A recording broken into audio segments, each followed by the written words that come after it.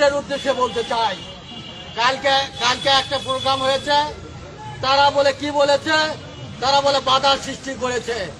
আমরা বলতে চাই, আমরা যদি খালি ছাত্র দলকে নির্দেশ দিতাম, তাহলে ওখানে শিবিরের এই বাংলাদেশ থেকে মাটি ফেটে গেছে। আমরা একটা ঘোষণা দেই নাই।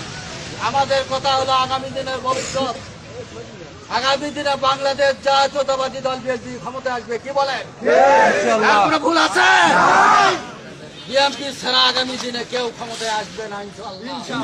দেবনাথ থেকে তেতুলিয়া, রূপসা থেকে পাতুরিয়া, সারা বাংলাদেশে বিএনপির ধানের শীষের জোয়ারে গেছে সংগ্রামী।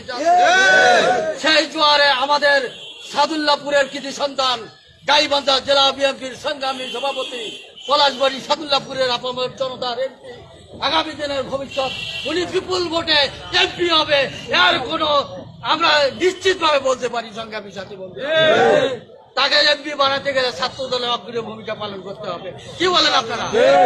আপনাদেরকে রাজপথে থেকে আগামী দিনে আমরা যদি সাদিক ভাইকে এমপি বানাতে পারি, আপনারা যে আজকে কি 46তম কি বললেন ছাত্র দলের প্রতিষ্ঠা বার্ষিকী, আজকে আগামী দিনে